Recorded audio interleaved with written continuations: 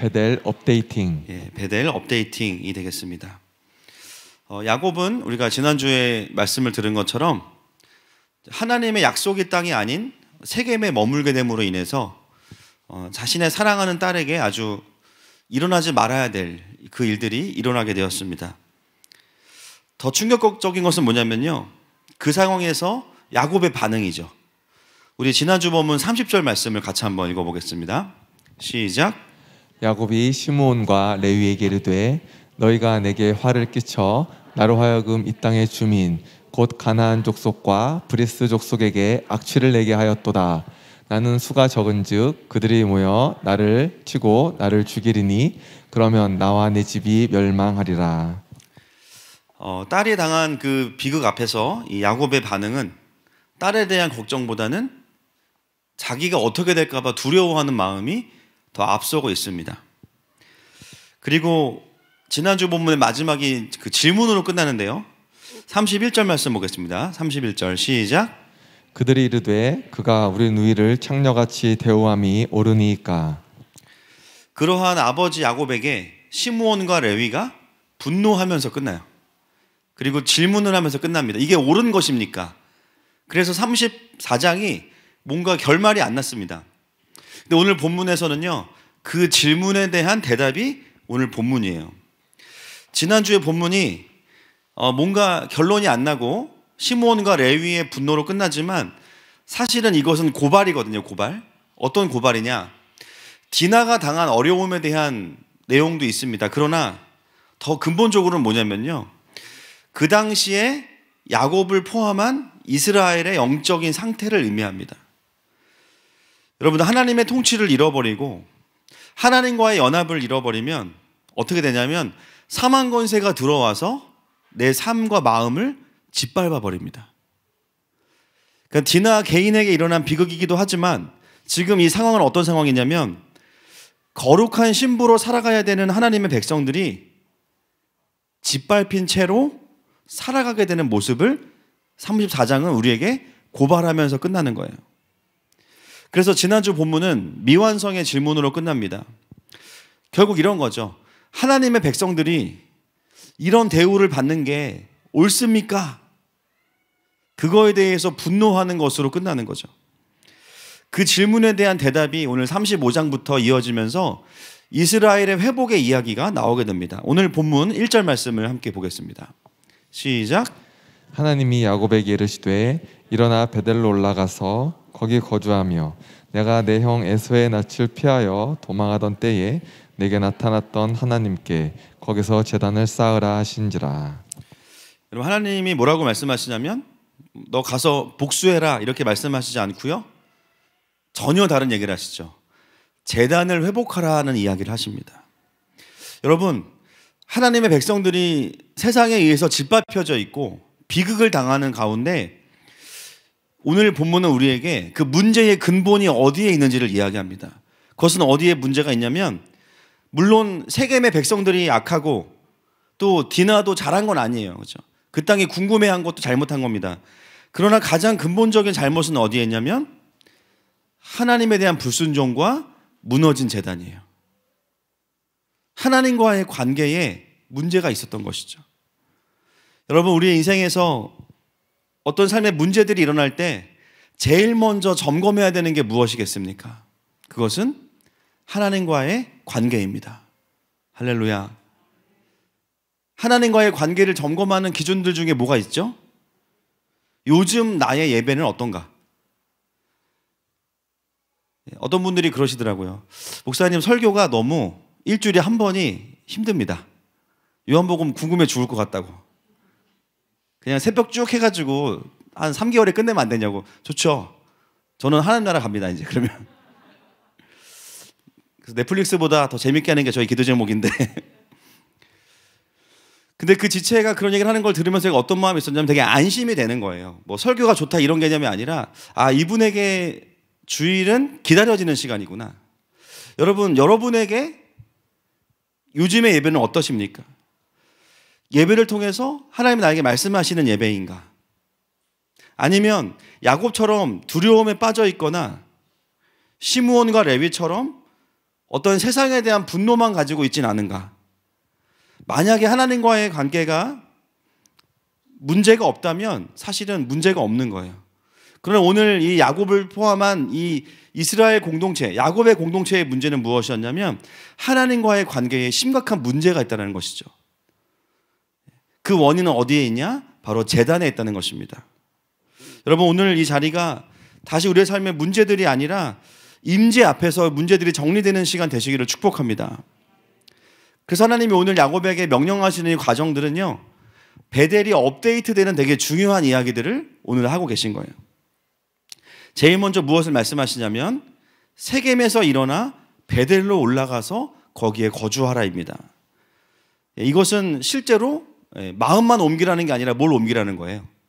삶의 처소를 딱 옮기라는 거죠. 저도 다음 주에 이사를 갑니다.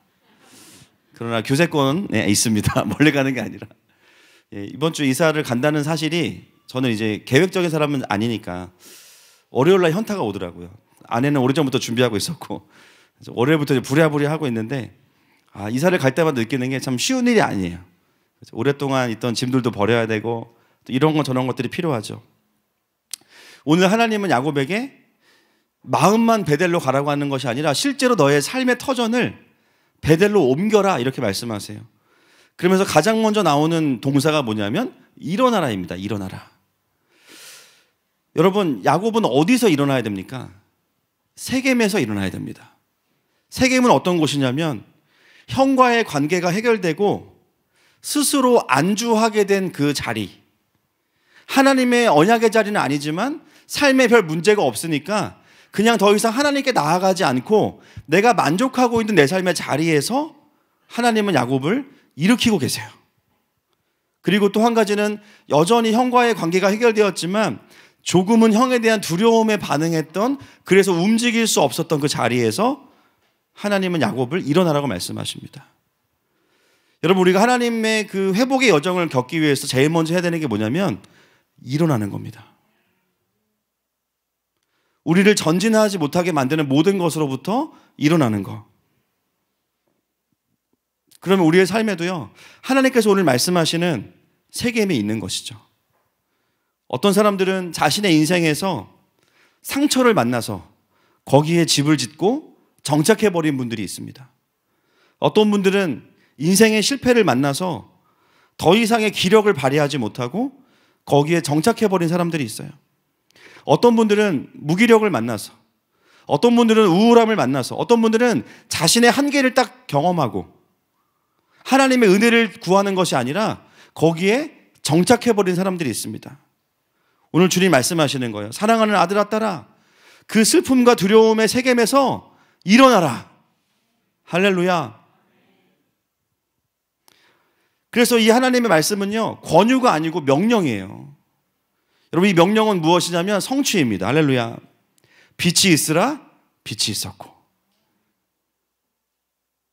사람을 만드시고 이 세상을 만드실 때 말씀으로 창조하신 하나님께서 오랫동안 야곱이 머물러 있었던 세겜에서 일어나라고 말씀하실 때 야곱은 자기도 모르게 일어나게 됩니다. 여러분, 오늘 우리 가운데 정말 이 수많은 세겜으로부터 일어나는 역사가 있을 것입니다. 상처의 세겜으로부터 일어나는 역사가 있을 것입니다. 원망과 분노의 세겜으로부터 일어날지어다. 죽음의 세겜으로부터 일어날지어다. 중독의 세겜으로부터 일어날지어다. 하나님의 말씀이 들리는 순간 우리에게 오랜 묶임으로부터의 자유함이 임하는 것이죠.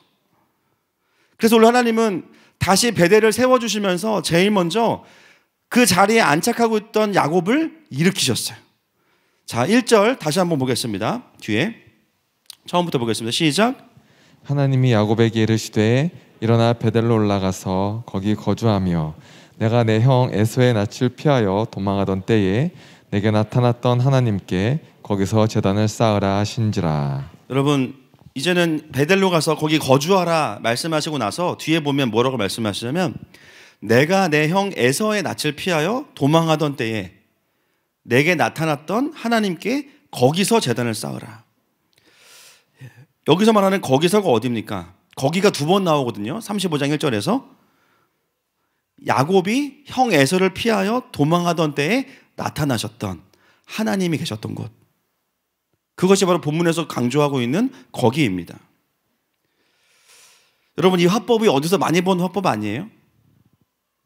하나님이 하나님한테 경배하라고 말씀하고 계신 거예요. 여러분, 예수님께서 사마리아 여인에게 뭐라 그러셨죠? 지금 너에게 물을 달라고 하는 이가 누군지를 알았더라면 네가 오히려 그에게 물을 달라고 했을 것이다. 이게 이제 유체 이탈화법인데, 하나님은 육이 없으시니까 영체 이탈화법이에요. 하나님이 본인을 말씀하시는 거예요. 하나님께서 뭐라고 말씀하시냐면 베델에서 기다리시는 하나님께 나아가서 그분께 경배하라, 이렇게 이야기하십니다.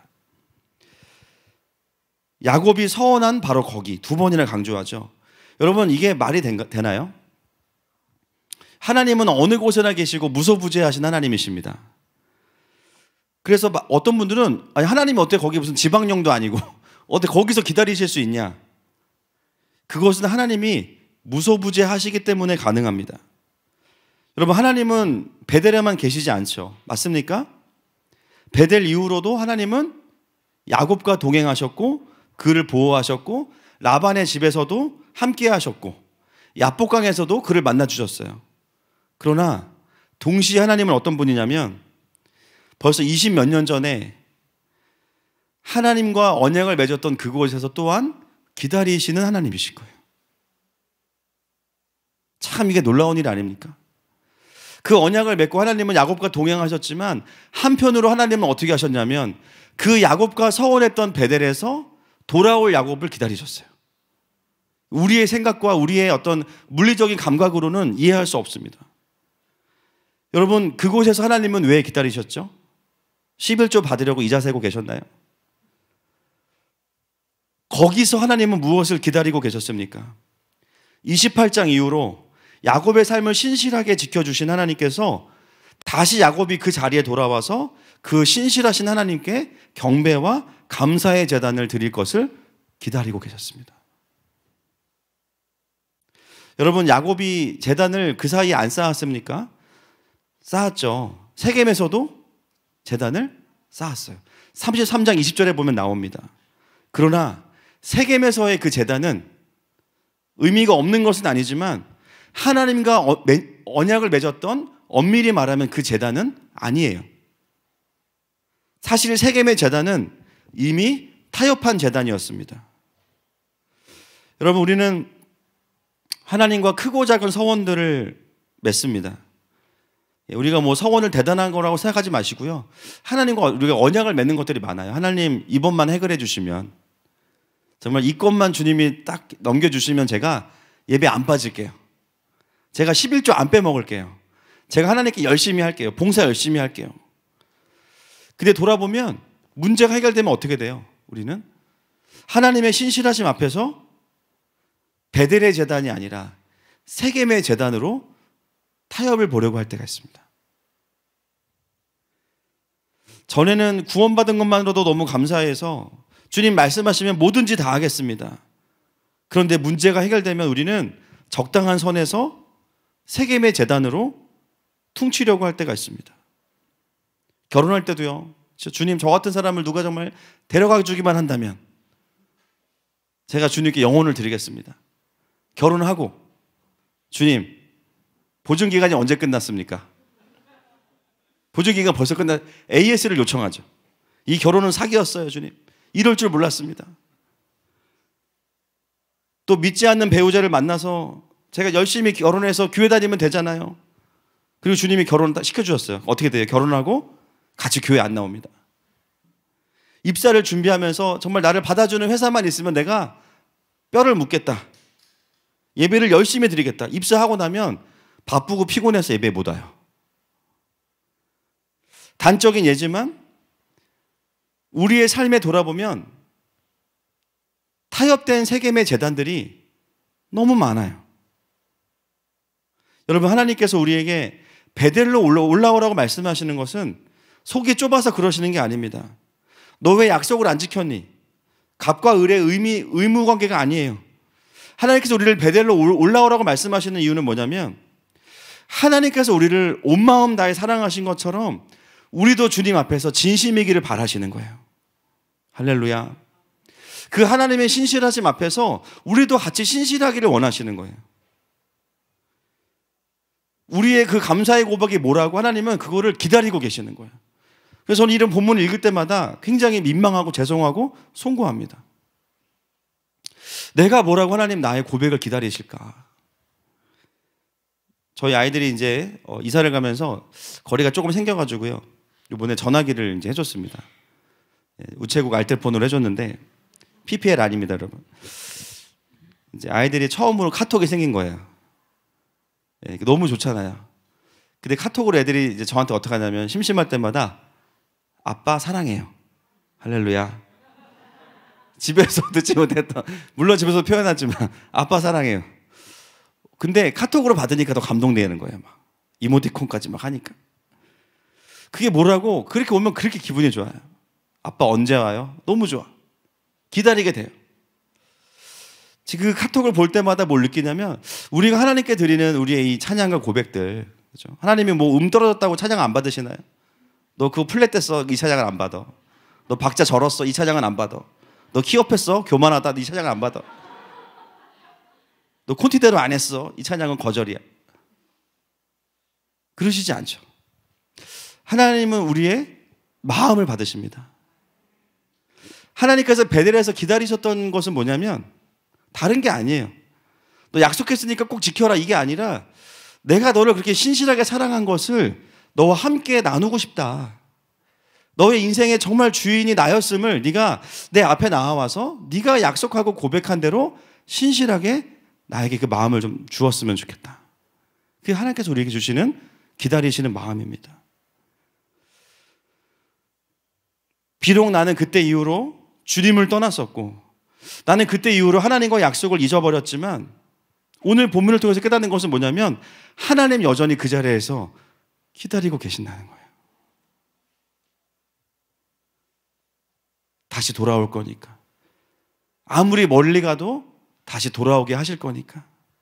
여러분, 오늘 이 자리가 그 베델로 돌아가시는 자리가 되시기를 축복합니다. 놀라운 것은 뭐냐면요, 두려움과 자기 중심성에 잡혀있던 야곱이 하나님의 명령 앞에서 완전히 깨어납니다. 디나 때문에 깨어난 것이 아니라 지난주 말씀처럼 하나님의 말씀 때문에 깨어나죠. 2절 말씀 보겠습니다. 시작. 야곱이 이에 자기 집안 사람과 자기와 함께한 모든 자에게 이르되 너희 중에 있는 이방 신상들을 버리고 자신을 정결하게 하고 너희들의 의복을 바꾸어 입으라. 여러분, 야곱이 온 가족을 떠날 준비를 시키면서 무엇을 지시하냐면 너희 중에 있는 무엇을 버리고 이방 신상을 버리고 자신을 정결하게 하고 너희들의 의복을 바꾸어라. 여러분, 이게 무엇을 의미하냐면 세겜에 머무는 동안 어떤 일이 벌어진 거예요? 그 땅에 있는 이방의 우상들이 하나님의 백성들 안으로 스며 들어온 겁니다. 이것이 하나님이 되게 경계하라고 말씀하시는 거죠. 하나님의 부르심을 따라가면 그렇지 않은데요, 어느 순간 영적인 방향성을 잃어버리면 세상의 우상들이 우리 안으로 스며들게 되어 있어요. 놀라운 것은 뭐냐면 이미 야곱도 그것을 알고 있었어요.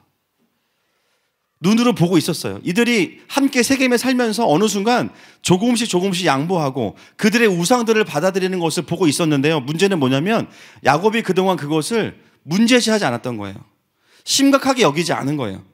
왜냐하면 본인이 영적으로 둔해져 있기 때문입니다. 여러분, 하나님의 임재 안에 있기를 거부하면 영적으로 무뎌집니다. 그러면서 나타나는 대표적인 증상들이 뭐냐면요, 내 삶의 우상을 여기저기 방치한 채로 살아갑니다. 나도 모르게. 그런데 신기한 건 뭐냐면 부르심을 다시 따라가기 시작하면 뭐부터 정리하기 시작해요? 우상부터 정리하기 시작해요. 여러분, 은혜 받으면 제일 뭐부터 하십니까? 은혜 받으면 유튜브 정리부터 하시죠, 그렇죠? 은혜 받으면 주식 정리, 그렇죠? 은혜 받으면 가족은 정리하면 안 됩니다, 그렇죠? 은혜 받으면 뭔가를 정리하는 사람도 있어요, 그렇죠? 여러분, 이 본문을 통해서 알 수 있는 것은 뭐냐면 거룩을 이루어가는 것도 중요하지만 결국은 부르심에 대한 순종이 거룩을 이끌어냅니다. 할렐루야. 부르심에 대한 순종이 거룩을 이끌어내요. 그래서 어떤 게 우상이냐? 여러분, 우리는 큰 우상을 섬기지 않아요. 다만 짜잘한 우상을 수천 개 섬기죠. 그래서 뭔가 내가 은혜를 받으면 자연스럽게 어떤 게 이제 작은 우상들이냐면, 내가 은혜를 받으면 자연스럽게 내 삶에서 에너지가 줄어들면서 안 하게 되는 것들이 있습니다.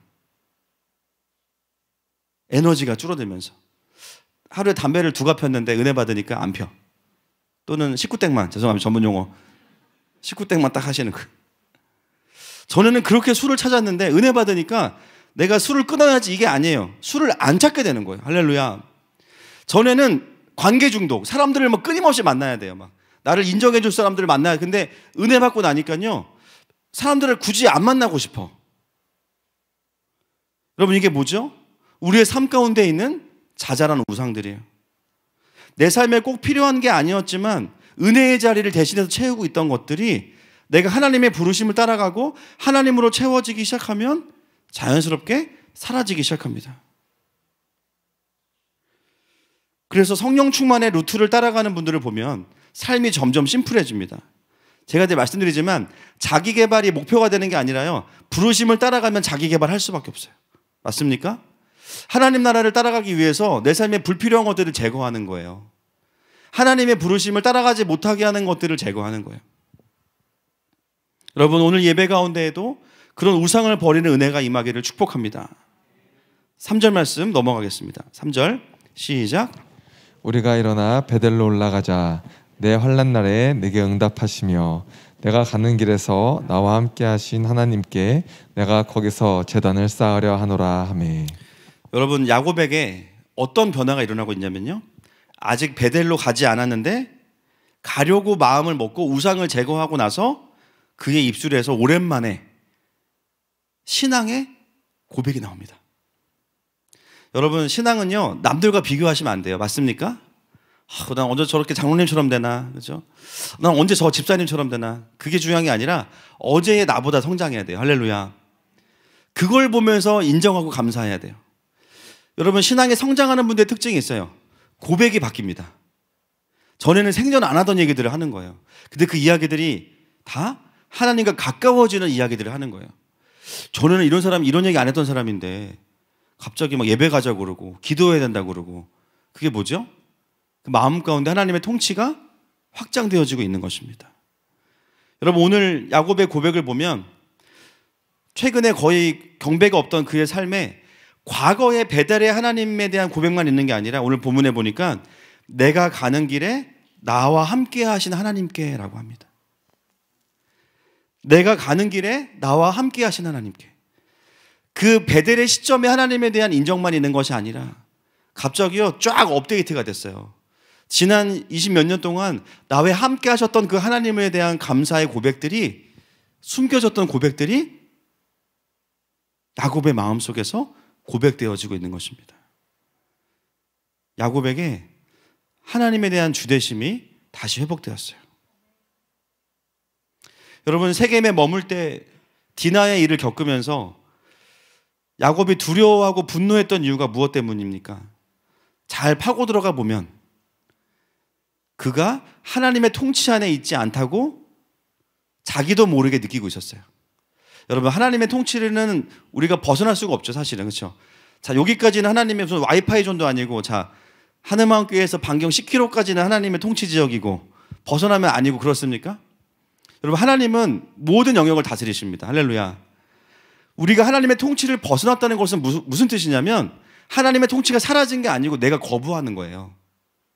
하나님이 전능하시지만 인격적이시기 때문에 통치를 거부하는 자들에게는 사실은 일시적이지만 와이파이 존이 끊기는 느낌이 있는 거예요.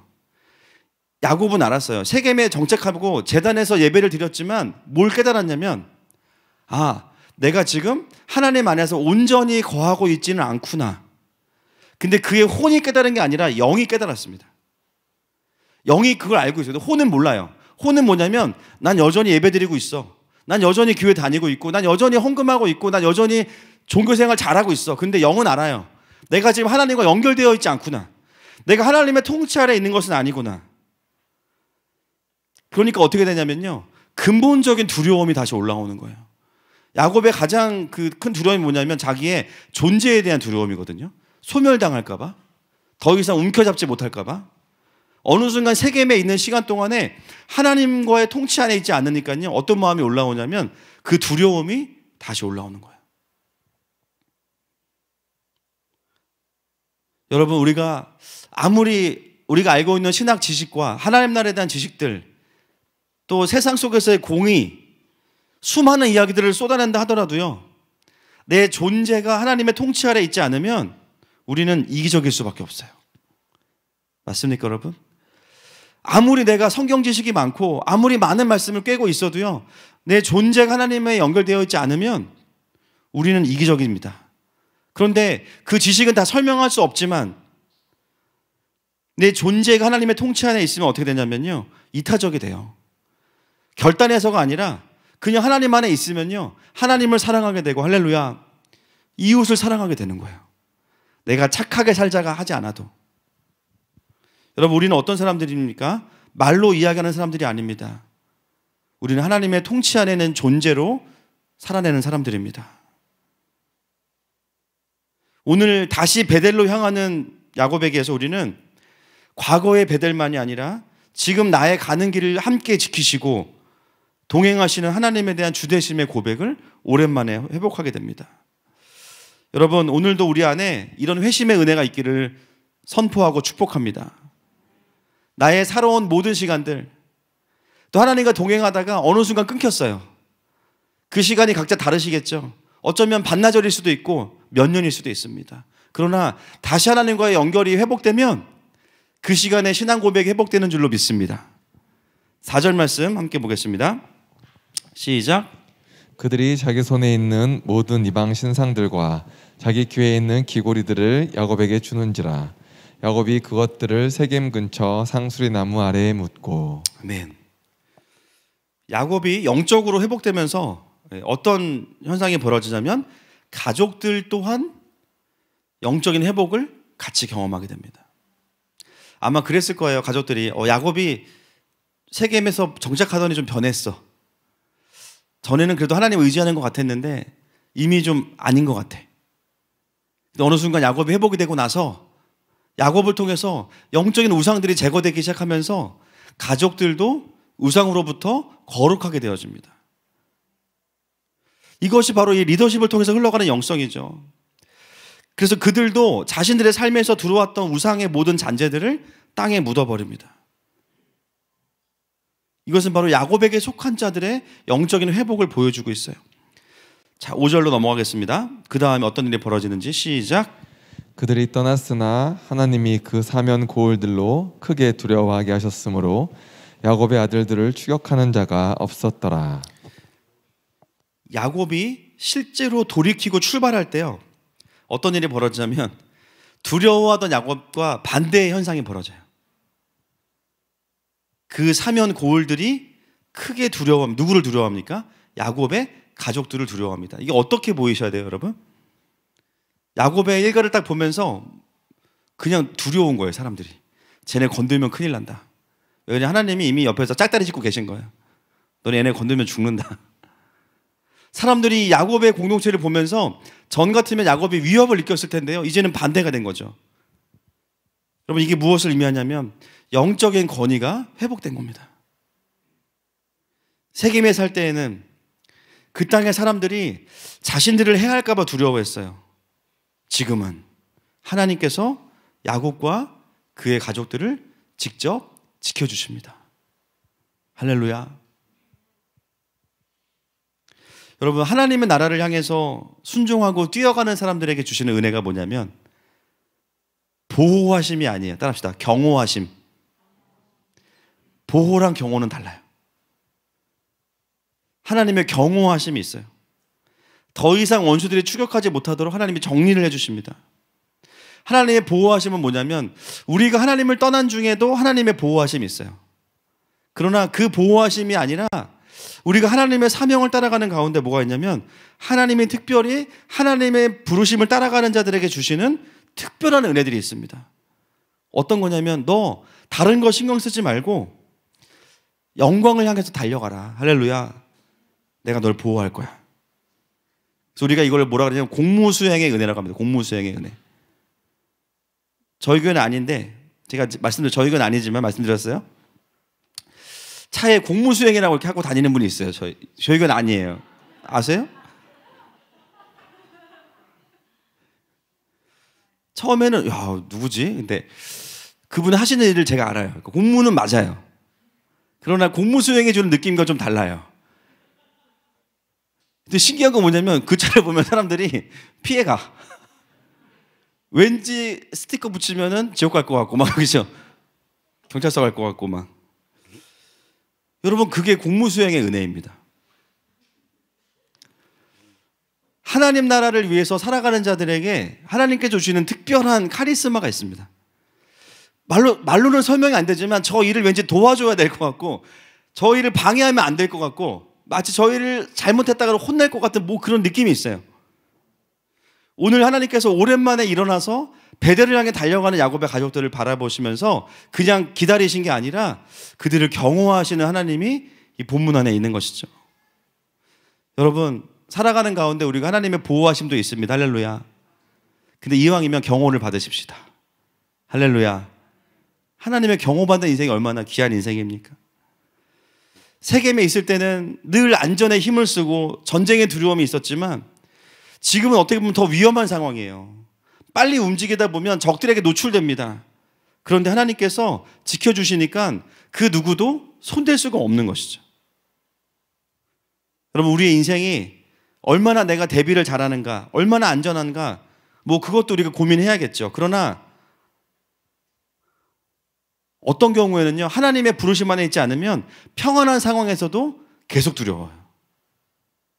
그런 어떤 상황은 지금 평안할 수 없어. 잔고도 없고, 지금 뭐 내일도 없고, 막 삶이 너무 고통스러워. 그런데 희한하게도 하나님의 부르심을 따라가는 삶에는요, 뭐가 느껴지냐면 하나님께서 주시는 안정감이 있습니다. 그게 참 신기한 거예요. 이게 어떻게 이런 마음이 있을 수 있을까? 왜냐하면 하나님의 경호하시는 은혜가 있기 때문입니다. 여러분, 세상에서 제일 안전한 사람은 누구냐? 따라합시다. 하나님이 지켜주시는 사람. 우리 시편 말씀 같이 한번 읽어보실까요? 121편 5절부터 시작. 여호와는 너를 지키시는 이시라. 여호와께서 내 오른쪽에서 내 그늘이 되시나니 낮에 해가 너를 상하게 하지 아니하며 밤의 달도 너를 해치지 아니하리로다. 여호와께서 너를 지켜 모든 환난을 면하게 하시며 또 내 영혼을 지키시리로다. 여호와께서 너의 출입을 지금부터 영원까지 지키시리로다. 아멘. 옆 사람에게 선포합시다. 하나님의 경호를 받읍시다. 시작. 아멘. 여러분, 저는 하늘마음교회가 하나님의 보호하심을 넘어서서 부르심을 따라가기 때문에 경호를 받는 교회가 되기를 선포하고 축복합니다. 자, 6절과 7절 말씀 보겠습니다. 시작. 야곱과 그와 함께한 모든 사람이 가나안 땅 루스 곧 베델에 이르고 그가 거기서 제단을 쌓고 그곳을 엘베델이라 불렀으니 이는 그의 형의 낯을 피할 때에 하나님이 거기서 그에게 나타나셨음이더라. 아멘. 야곱과 그의 가족들이 다시 베델로 옵니다. 거기서 제단을 쌓고 다시 그 하나님께 정말 경배를 드려요. 그리고 그것을 뭐라고 부르냐면 엘베델이라고 부릅니다. 어떤 뜻이냐면 베델이 하나님의 집이거든요. 근데 이걸 또 한 번 더 하나님이 붙어요. 그러니까 하나님의 집의 하나님. 발음이 어렵죠. 그래서 베델의 하나님 그러시면 됩니다. 하나님이 두 번 나오는 거예요. 그것은 뭐냐면 베델을 다시 회복시키시는 하나님이에요. 야곱은 자신이 처음 라반의 집을 가는 과정 속에서 자신이 서원한 그 베델로 돌아오게 되었는데 그 돌아오는 과정 또한 자기의 노력으로 돌아온 게 아니에요. 하나님이 말씀하시고 도와주셔서 지켜주셔서 돌아오게 되었습니다.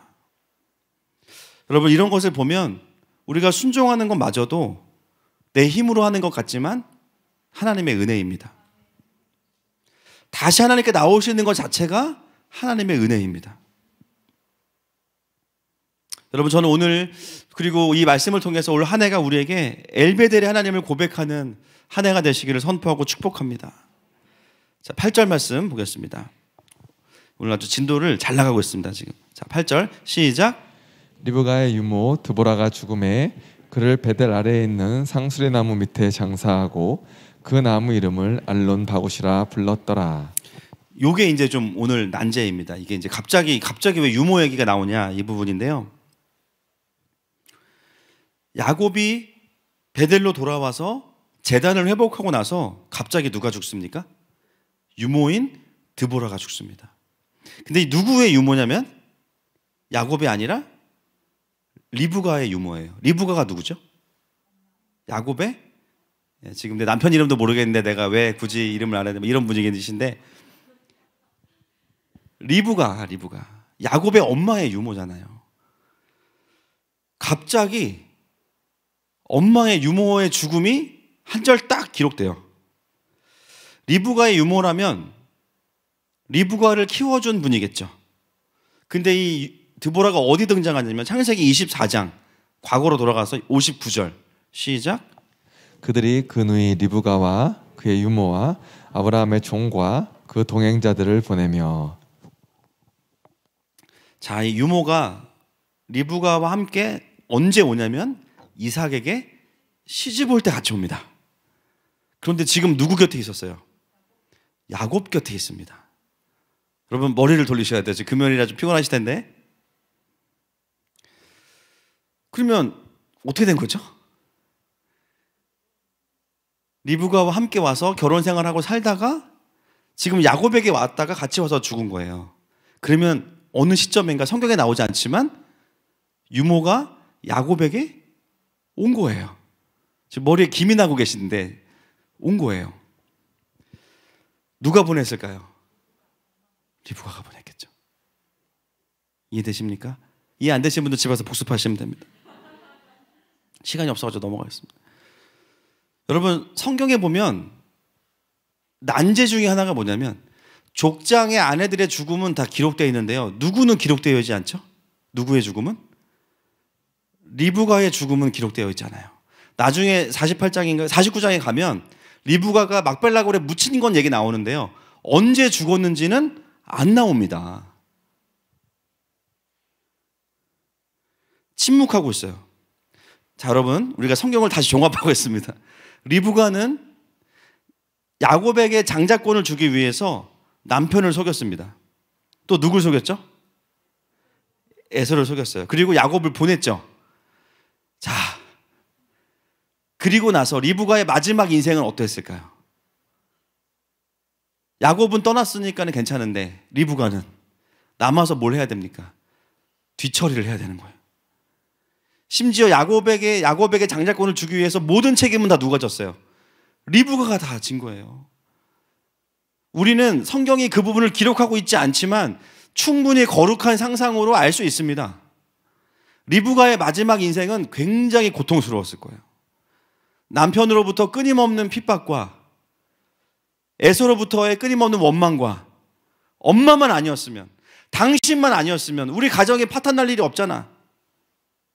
리브가의 마지막 인생은 사실 굉장히 고통스러웠을 거예요.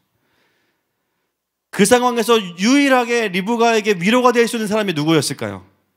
유모였던 드보라입니다. 근데 리브가가 어떻게 해요? 그 마지막 남은 자기의 위로가 됐던 유모마저도 야곱에게로 보내버리죠. 여기서 우리가 리브가가 등장하지 않지만 알 수밖에 없는 게 있어요. 왜 리브가의 마지막 모습은 성경에 기록되어 있지 않을까? 침묵하고 있는 이유도 어느 정도는 알 수 있습니다. 리브가는요, 자신의 인생을 완전히 야곱에게 올인했습니다. 자기가 모든 책임을 다 지고 모든 핍박을 다 받고 모든 손가락질 다 받으면서 자기의 유일한 위로였던 유모마저도 야곱에게 보낸 거예요. 어떤 마음이냐면 엄마가 네 옆에 없으니까 유모가 가서 널 돌봐줄 거야. 야곱의 힘든 라반에서의 삶을 함께하는 시간 속에서 유모가 함께 야곱을 케어한 거예요. 그리고 이제는 베델로 돌아오고 나서 그 모든 여정을 다 마치고 하나님과의 서원을 다 마무리하면서 마지막 남은 유모의 기력이 다한 겁니다. 여러분 오늘 본문에 보면 짧지만 세겜 상수리 안에 묻고 나서 뭐라고 부르냐면 거기를 알론 바굿이라고 부릅니다. 통곡이란 뜻이에요.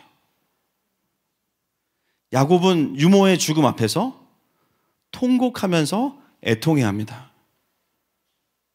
여러분, 이게 무엇을 의미할까요? 드보라에 대한 애통함도 있지만 이 통곡은 누구를 향한 애통함일까요? 자기의 엄마인 리브가에 대한 그리움이에요.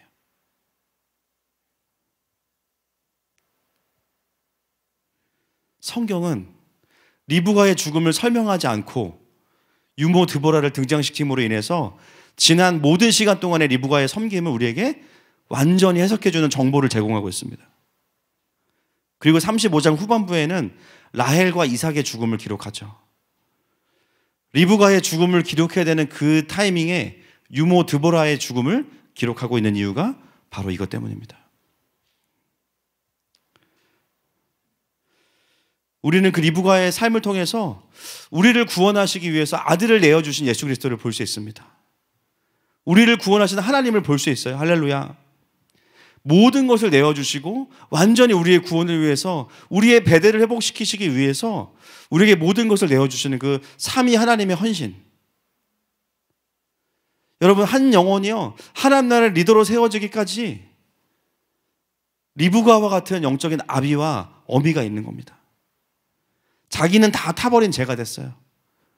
근데 자기가 가지 않고 자기에게 자녀를 주신 영적인 자녀들을 하나님의 자리까지 밀어주는 영적인 아비와 어미들이 있어요. 그래서 야곱은 이스라엘이 될 수 있는 겁니다. 그래서 이 야곱의 통곡의 의미를 왜 창세기는 기록했는가? 그것은 리브가에 대한 마음을 여기에서 정리하고 있는 것이죠. 자, 9절 말씀 보겠습니다. 시작. 야곱이 밧단 아람에서 돌아오매 하나님이 다시 야곱에게 나타나사 그에게 복을 주시고. 네, 9절에 보니까 그리고 나서 뭐가 회복이 되냐면 그에게 다시 복을 주셨다 이렇게 나옵니다. 이게 하나님의 그 회복의 과정이에요. 자, 10절부터 12절 쭉 보겠습니다. 시작.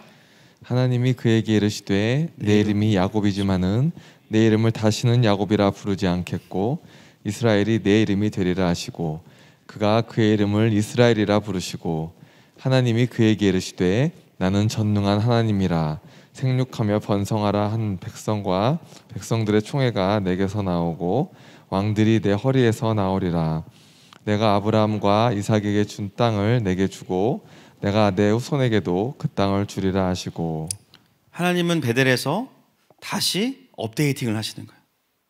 언약을 갱신하고 더 강력한 언약으로 땅에 대한 언약, 왕들에 대한 언약, 그리고 하나님의 깊은 언약들을 다시 업데이팅을 해주시고 계십니다. 그리고 나서 13절에 보니까 그와 말씀하시던 곳에서 그를 떠나 올라가시는지라. 하나님 다리에 쥐나셨어요. 20몇 년 동안 한 자리에 서 계셔가지고 이놈이 오지를 않는 거예요. 그렇죠? 기다리는데 근데 드디어 온 거예요. 그 언약을 완성하시고 주님은 떠나시죠. 그것이 오늘 본문의 핵심입니다. 말씀을 좀 정리하겠습니다. 우리 찬양팀 나와주시고요. 여러분, 오늘 우리 가운데 이 말씀이 들려주시게 하는 이유는 무엇이겠습니까? 여러분, 우리 각자가 다시 하나님과의 언약과 서원으로 돌아가야 될 부분이 있기 때문입니다. 이미 하나님께서 우리를 이곳으로 부르신 것은 또 우리의 삶에 하나님의 신실한 사람을 보내주셔서 우리가 이 자리로 올 수 있었던 것 자체가 리브가와 같은 하나님의 은혜입니다. 여러분, 이 시간 주님의 은혜에 좀 반응하십시다. 우리가 오늘 이 자리는요, 베델이 아니라 엘베델입니다. 과거의 하나님께로 돌아가는 것만이 아니에요. 그 이후로 나와 함께 하셨던 그 하나님 앞에서 새롭게 우리가 그 주님의 제단을 세워가는 것입니다. 오늘 이 자리 가운데 주님께서 세겜에 묶이고 머물러 있는 우리의 영을 다시 일으키실 겁니다. 그리고 다시 하나님의 언약의 자리로 우리를 회복시키실 겁니다. 그리고 그 하나님 앞에 이 시간 함께 좀 나아갔으면 좋겠습니다.